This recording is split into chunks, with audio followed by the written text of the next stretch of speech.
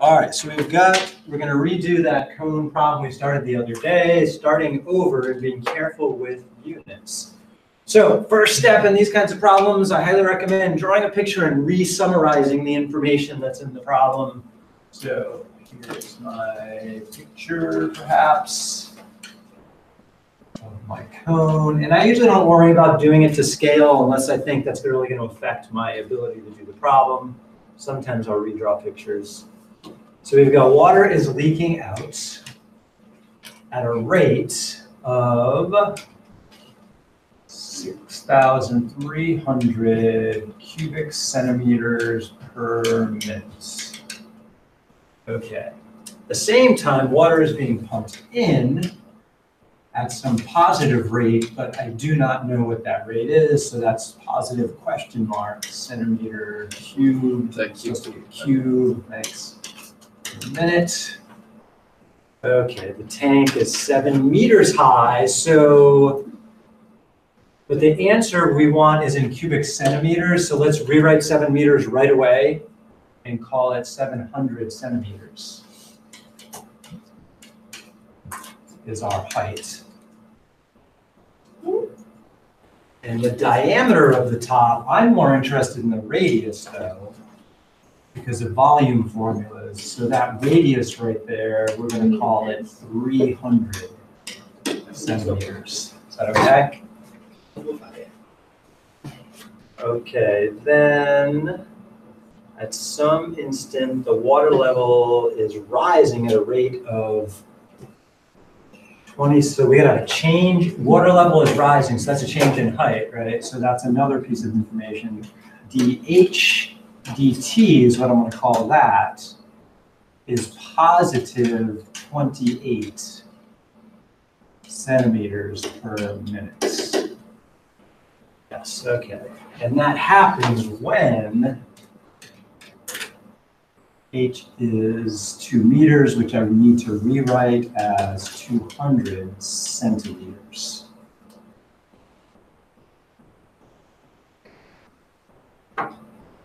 Ultimately, we want to find this rate that's being pumped in, which is part of dV dt. So, questions on my summary so far? All right, so let's see. Next, let's start putting stuff together. We need an equation to tie all of this stuff together, and that's going to be a volume equation, because we have water in a cone, and that's volume. Volume of a cone is 1/3 the top pi r squared times the height. Problem with that equation? Too many variables, yes. So we'd like to knock it down. You know, we could implicitly differentiate right now with respect to time, but then we'll have to use the product rule, and it's going to get big and messy. So if we can simplify it, we will. And do you remember last time what we did to simplify? Like the ratio of height and the radius? Yeah, the height and the radius, that forms a constant slope on the edge of this, which is going to dictate how the volume and height and ratio or radius are related. So we can clean up, switch colors. The radius of the ratio to the height is always going to be 300 to 3. Oh gosh, that's horrible. Again, 300, that's a little better, to 700. And 3/7. which is 3/7, yeah. What's up? Why is the radius on top? Isn't it supposed to be like rise over run? So Is it different? if we could write it as rise over run, and then the only difference there, let me pick a different color, I would write it instead as h over r is 700 over 300. But when you solve for r to get it out, you're going to get the same thing either way. Okay. The reason I wrote r first is that's what I'm targeting to get rid of. So I put it on top. Okay. Okay. But as long as I put the height number in the same, top or bottom with the height, then it'll work out all right. Does that make sense? Mm-hmm. Okay. So solving either one of these for r, what we should end up getting is that r is equal to 3/7 times h.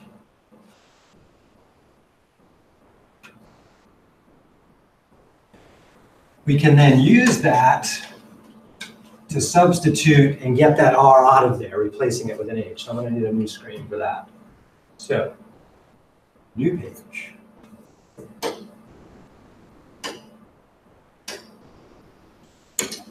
So now I have v equals 1/3 times pi times parentheses 3/7 of h squared times h. And we're going to clean that up a bit. So 1/3 pi 9/49.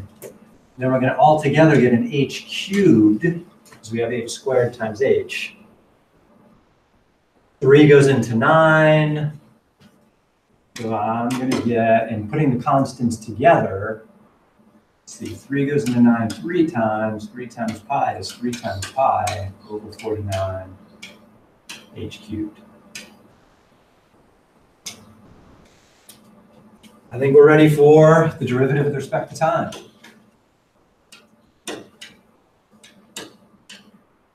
So we do that for both sides here. And on the right side, pretty straightforward, it's just dv dt. On the other side, since h is wrapped in another function, the cube, that's going to involve the chain rule. 3 pi over 49 is constant, it's just hanging out. Derivative of h cubed is 3h squared. Where'd you get 3 pi from, like the 3? So the 3 pi came from when I was cleaning up this over here. 3 goes into 9 3 times. Oh, yeah. And then pi times 3, I'm calling 3 pi here. Okay? Because when I find the derivative, it's 9/49. Yeah, we're getting there. Yeah, we're going to clean some more stuff up here. So what do I have to do next here according to the chain rule? Times by dh. Yeah, so we have dh dt. And then we see if we can clean this up at all. And so we have some more constants we can clean up. So we could take the 3 times the 3 and call that a 9 pi. So now I've got dv dt equals 9 pi over 49 times h squared times dh dt. And then we're trying to figure out that missing constant. So going back to the original problem, we got to think about dv dt for a minute here, because we have both an inflow and an outflow.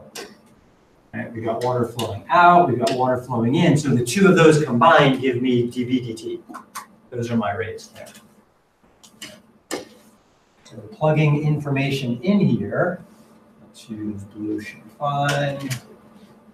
dv dt is that missing inflow. Oops, it's not a pen. Come on. There we go. So I'm going to call that question mark. Minus, let's see, what was it? 6,300. And that's going to be equal to the 9 pi over 49. And we were interested when h was 200 centimeters.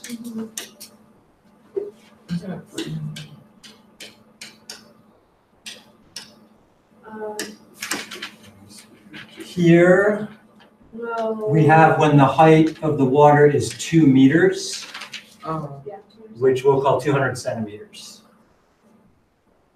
The radius was 300 centimeters. And then dh dt, we were given that was 28, a positive 28. So we'll have to multiply that by that too. So to solve this, we just need to calculate what that number is and then add the 6,300 to the other side. So that right there should be what the inflow is for this to all work out. So whipping out our calculators. Desmos can be mine today. All right, so we've got 9 times pi. pi divided by 49 times, oops, what was next? The 200 squared, and then times 28. And then I want to add on 6,300 to that. And I times here probably, there we go.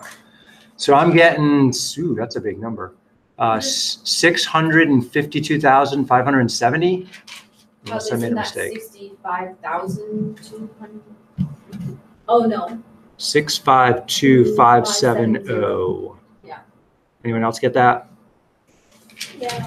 Did I type that right? 9 pi over 49, 200 squared, 28 plus 6,300. That looks like it. Okay, so 652,570. So I get that right. 652,570. Hopefully that's enough accuracy. Close enough. And again, this was one of those that says I can enter a mathematical expression. So I could have typed that uncleaned up expression that I had, and that should have been all right too. So these are challenging problems. There's lots of places to make a mistake. First time I tried this problem, I probably messed it up 3 times. If you get it right on the first time, then you are an exceptional human being. Congratulations. Wait, can you have 3 systems or like 3 things working? Like working. Yeah, like 3 things, but you're just changing it. Sure, you can have tons. Then the problem is collecting enough information to come up with a solution. Yeah, so there could be other things affecting this. And again, this comes up in another area of math called differential equations, which just describes how a bunch of things change and then how we can predict what the future is going to be like based on all that change, which is a pretty fun, one of my favorite areas of math. All right, let's see, number 2, there's a request for number 2. Let's go back. Like it looks easy, I just didn't know how to set it up. Yeah, so let's do it. Stealing that information into a blank page. Am I recording? Yes. All right. So we have an equation. So this doesn't have any context to it. There's just an equation. X times Y equals 1. There's only 2 variables there, so that's okay. And apparently we're being asked to differentiate with respect to time. And then we have some information that we can plug in and then hopefully calculate that missing number. So let's do it. So we have to take the derivative with respect to time of both sides.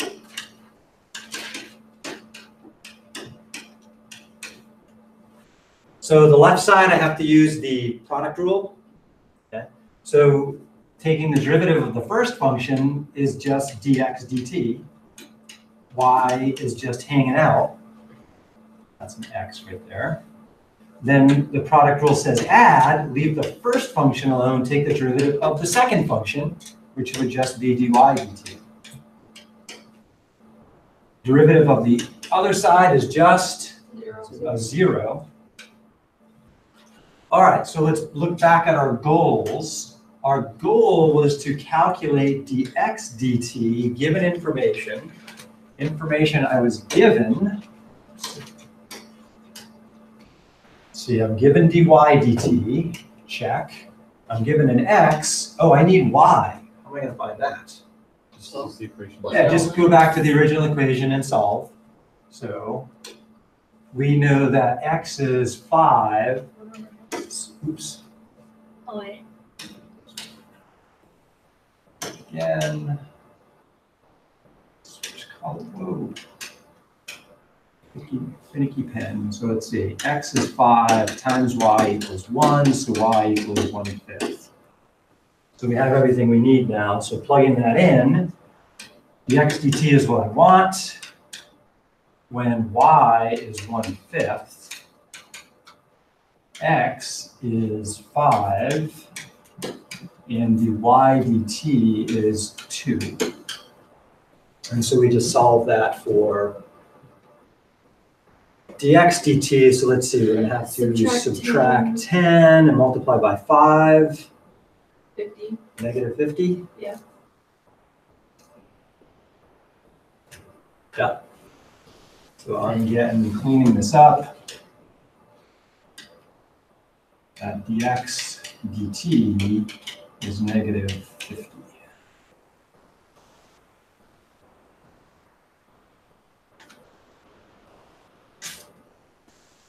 Okay?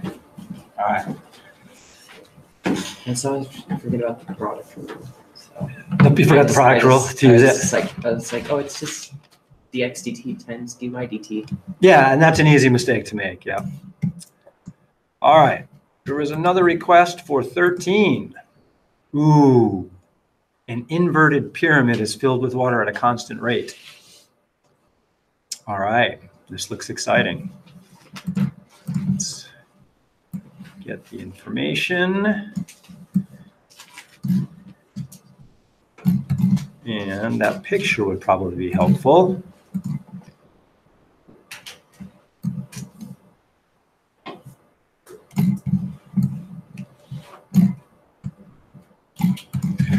All right, let's see. An inverted pyramid is being filled with water at a constant rate. Okay, so let's draw that in. Water flowing in, so that's a change in volume. 25 cubic centimeters per second. 25 centimeters cubed per second. Pyramid at the top has the shape of a square. So B1, switch colors, is 8 centimeters. Good, the units work. And B2, square, is also 8 centimeters. And the height is 10 centimeters.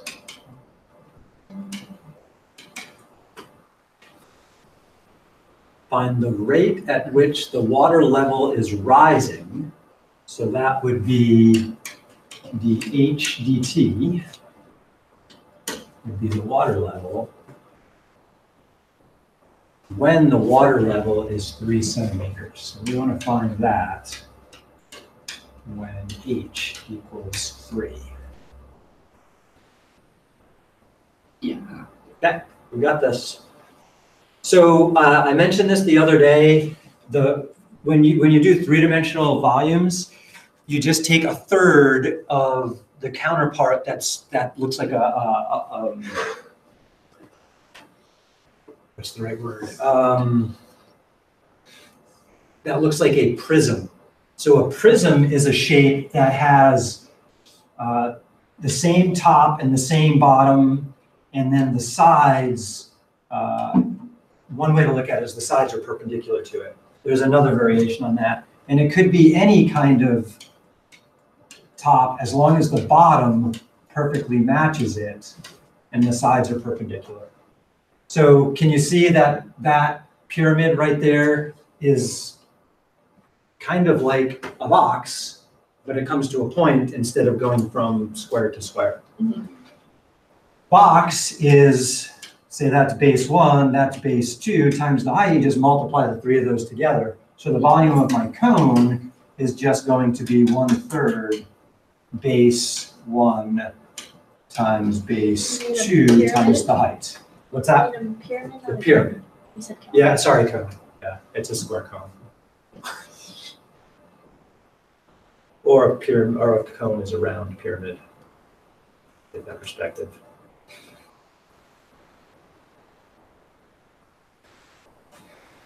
All right, so let's see. Since the bases are equal, I'm just going to call it b. So for us, it would be 1/3 b squared times h for our volume. Now, you might think to plug in the 8 and the 10 here, but the problem with that is as the height varies, that means the water level at that height, we're going to have a slightly different square going on at that point. right? So both the base and the height are varying throughout this. However, they do have something in common, kind of like our pyramid. We have the same slope going on the whole time here. And that slope is always going to be at a ratio of what?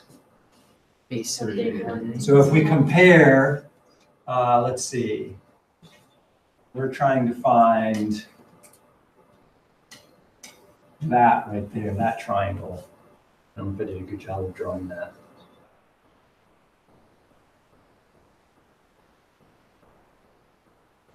So I need to redraw that picture. Let's try that again. Bring that to a new screen.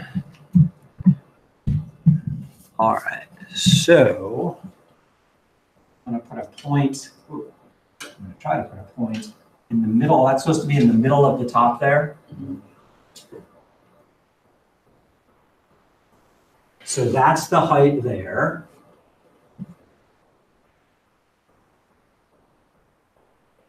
So the question is, if we cut this off somewhere, and we have an intermediate height, what is happening with the ratio there? So we should have the smaller one with the full height. So I'm questioning right now if it's just B over H that we're interested in. The cone was easier because the distance from the center to any point on the edge of a circle is the same. But is the distance from the center square to anywhere on the edge the same here? No. So we have to decide which direction we need to go to find that. You go right to the edge. I think it's just straight over to the edge there like that. And then be 4 centimeters. Maybe 4 centimeters around. Yeah. The edge, I think that's what we want right there. So we don't want B, we want the distance from the center perpendicular to the edge. So I guess we can call that HB for half base. Too many H's. Let's Oh, just call it. gosh, yeah. Let's just call it. 0.5B. Let's call it D for distance. Yes. Well.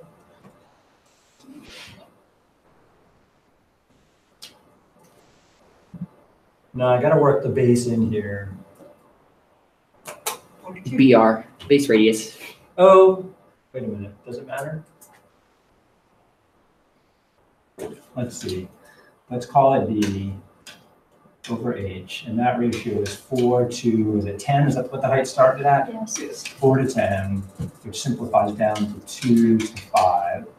So then D is equal to 2/5 H. Now D is half of B.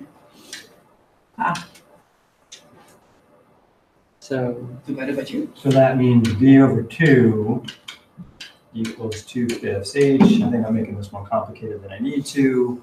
It's Oh. fine. Yeah, so B is equal to 4/5 H. Do we have right first? Which would be the same if you just used the 8. If I had just used the 8, that would be the same thing. Yeah, so we could have just used that. Oh, and that makes sense. Because whether we choose this bigger shape here or the smaller one, they're similar to each other. Similar triangles always have constant proportions. Yeah, so, yeah. All right, cool. So we have a relationship to narrow down the variables. So we had the volume was equal to 1/3 the base squared times the height. And so now we're just going to substitute that in for our B.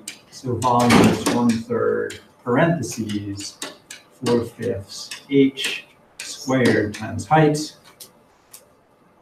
Cleaning up the constants, 4 times 4 is 16. 5 times 5 is 25 times 3 is 75 on a good day. H cubed.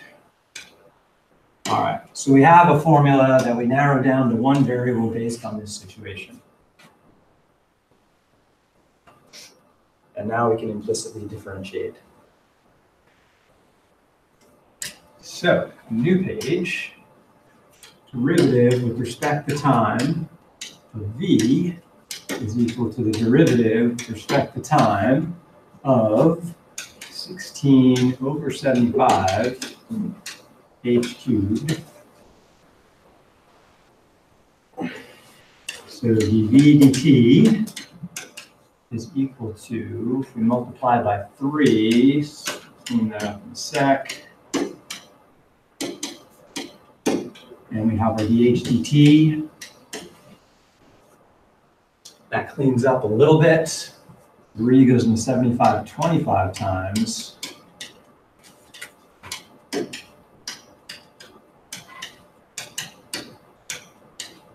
And often we don't really need to clean these up very much because we're just interested in plugging in the given information and seeing what the missing rate is. The rate we're going for is the change in height over time, was what we were asked about. When h is 3, and we know dv dt is 25. And I think that's all we need to finish this off. Switch colors. So we've got an in rate of 25. That's going to be equal to 16 over 25 when the height was 3. Was that right? Okay. dh dt is the only thing missing, which is what I was hoping to find. Do we have matching units? I believe all the units were good. Yes. Centimeters, centimeters cubed for everything. Yep. Cool. Yeah, so the answer is then just 25 divided by that constant right there. Let's see if we can agree on that. 16.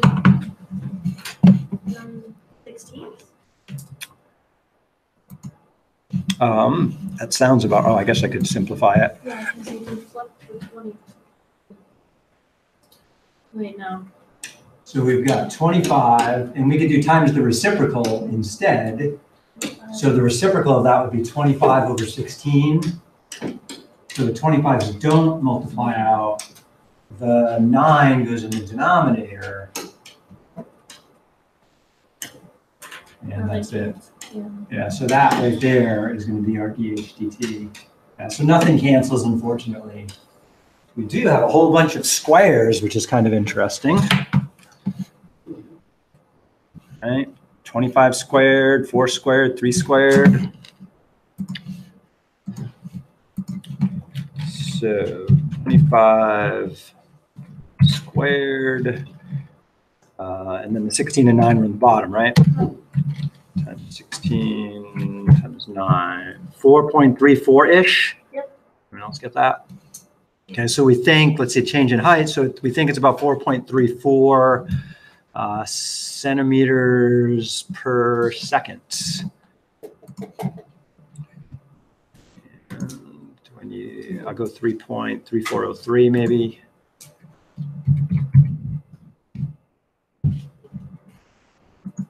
Oops. Ooh, nailed it. Wow.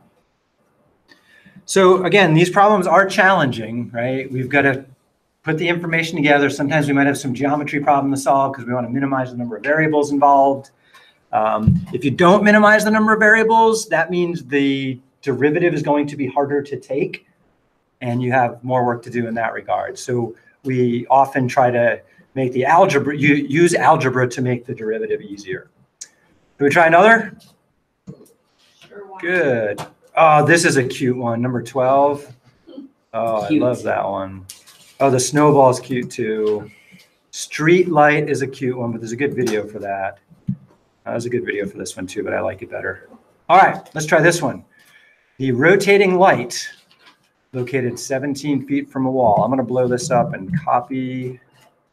That's probably good right there. So, new screen. Screenshot.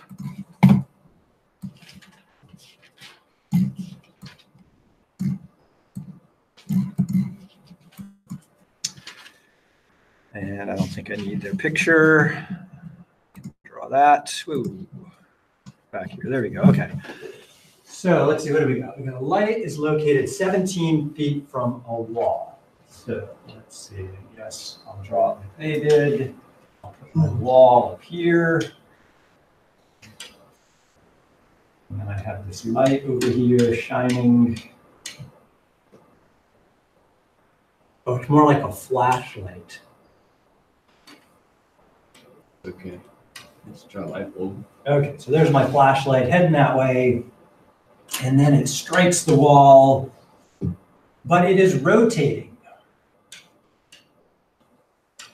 around its center there.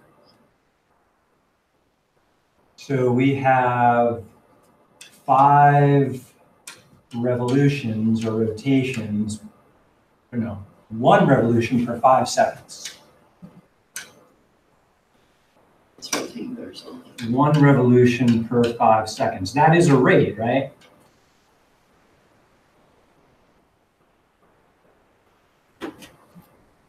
All right, find the rate at which the light projected on the wall is moving along the wall. So a little bit later, the light is shining this direction over here.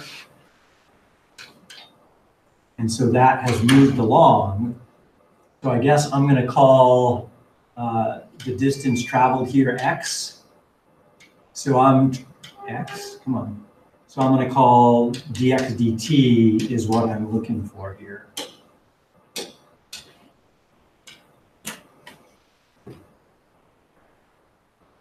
So let's see, find the rate at which the light projected onto the wall is moving along the wall when the light's angle is 25 degrees from perpendicular to the wall. Oh, degrees, that's a bad thing. Never work with degrees in calculus. We're gonna have to convert that to radians to make this work out.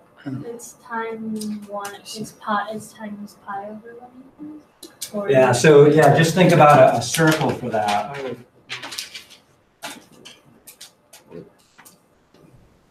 We know if we made 1 revolution, or I like a half revolution better. A half a revolution is how far around in radians? Pi, 2 pi all the way around. So pi is halfway around. And pi radians happens to be the same thing as 180 degrees. So if I want to change 25 degrees to radians, I would multiply out degrees by putting it in the bottom. So the degrees cancel and put pi radians in the top. So pi over 180 would be the conversion. And that's going to simplify a little bit, but not a lot. So this is the angle that I'm interested there. And we've swept out some angle, right? So my angle is varying, true? Yes. Yeah. So what I need is a relationship between the angle in this distance x that's changing as the light's projection travels along the wall. Okay. So it's moving at the speed of light is as fast as it goes, so let's just assume that's instantaneous. Otherwise, we'd have to factor that in. The other piece of information I know is this distance right there. So I know that's 17, I know the angle is varying, and I know that distance from perpendicular is varying. What trig function best works here? Tangent.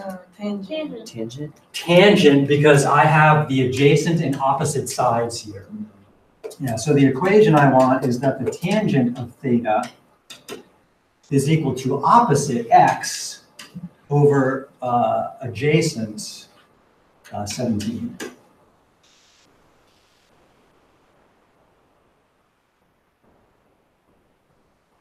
So that's my equation connecting the rotation that's going on here to the distance the light's traveled from its perpendicular. Right? We need a starting point to measure how that's moving there. And ultimately, we want dx dt. So both the angle and x are changing with respect to time, so we now have to differentiate with respect to time. So if we take the derivative with respect to time of this side and that side, what do we get? What's the derivative of tangent? Secant squared. So I'm going to get a secant squared of theta plus D times, d theta dt, because that inner function, theta is a function of time. So chain rule says you need a d theta dt there. All right. Other side, the 17 in the denominator, that's just a constant. Okay, so I have a constant of 1/17 on the other side, and the derivative of x with respect to time is just the derivative of x with respect to time, dx dt. So that's what the chain rule, implicit differentiation, tells us about how things are changing over time for these two quantities. Okay, what's the key about angles and calculus? They must be in radians. Okay, so we conquered that right here. So we know what theta is at this instant. However, what about the theta dt? What must it be measured in? Radians per second. It's got to be radians per second. At the moment, what do I have it in? Revolutions per second. Okay, that's okay. What's the radian measure for one revolution? 2 pi. 2 pi. Yeah, we got that. All right, so now we start plugging stuff in. And we can get our dx dt here. So, new page. We need, I'm going to switch to black, secant squared, and our unsimplified angle is 25 pi over 180 in radian measure. I don't really care about simplifying it too much. Hang on one sec. Ingrid, don't worry about getting your picture taken yet. They kind of threw a fit when I showed up there because they said they didn't have paperwork to authorize it yet. Yeah, so she said check in with the training tomorrow. Yep. All right, so then we multiply by our rate of change of the angle, which is 2 pi radians per 5 seconds. And that's equal to 1/17 of dx dt. Not too bad, we just multiply by 17 and boom, done. The hardest part here was the setup and making sure we had the right units going on. We never do calculus with degrees, only radians. So calculator, let's see if we can agree on this. I want the secant of 25 times pi over 180. And then I'm not sure how Desmos does with squaring stuff, so I'm going to be very careful and write the square on the whole thing. It seemed to like it? Okay. Then I have to multiply that by 2 times pi over 5 and times 17. And I need another times here, apparently. So I get about 26 units of that would be what? 26 Feet per second. Yeah. And oh, they tell me that right here too. Huh. How about that? So approximately 26. And apparently I should be able to just enter that expression too. Like the 26. Cool. I'm not going to bother typing that expression. All right. Fun stuff, isn't it? So in honor of this wonderful fall day, and it's now calculus nap time. So have a good day, get some rest, do good math.